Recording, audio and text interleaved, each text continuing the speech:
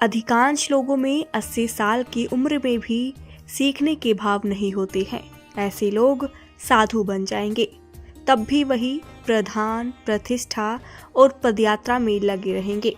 वहीं धनी के बैल का सफर घूमने का कर्म जारी रहेगा। दुनिया अद्भुत है, इसे समझने वाले ही समझ पाते हैं। बाकी तो पहले से ही डूबे हुए हैं और अब भी डूब रही हैं।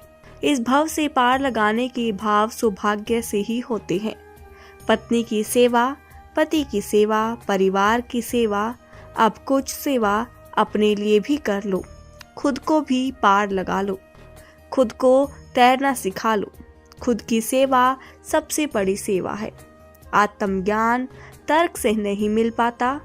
कबीर ने कहा था, ढाई अक्षर प्रेम का पढ़े सो पंडित होय। यहाँ तर्क से आत्मशुद्धि को प्राप्त नहीं किया जा सकता। एक गुरु ने शिष्य से कहा, कल मैं तुम्हारे से एक प्रश्न पूछूंगा, तभी परीक्षा लूंगा। अगले दिन सारे शिष्य गुरु के सम्मुख हो गए। गुरु ने पूछा, कोई बता सकता है कि मेरे सिर पर कितने बाल हैं? यह सुनकर सभी शिष्य खामोश हो गए, लेकिन एक शिष्य ने हाथ उठाया और कहा, सर, आपके सिर पर 11,11,111 बाल हैं। गुरु ने पूछा, तुमने इतनी जल्दी जवाब कैसे दिया? तभी शिष्य ने जवाब कहा, सर, आपने तो एक ही सवाल पूछने के लिए कहा था, अब यह दूसरा सवाल क्यों कर रहे हैं? क्या ऐसा शिष्य काबिल है? यह हुआ तर्क वितर्क। इसमें पढ़ोगे तो ज्ञान की मिट्टी ही पलित करोगे। एक आदमी एक संत के पास पहुंचा। उससे पूछने लगा, महाराज, मैं उधम हूँ, नीच हूँ, आप मेरा उद्धार करें। संत ने कहा, पहले एक काम करो, अपने गांव में जाकर देखो, तुम्हें तुमसे भी उद्धम नीच कौन मिलता है।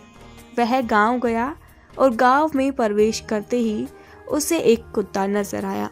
उसे लगा यह उससे भी ज्यादा नीच है, लेकिन फिर विचार किया तो लगा यह कुत्ता अपने मालिक के प्रति वफादार है, सो कुत्ता मुझसे ज्यादा उद्धम नहीं।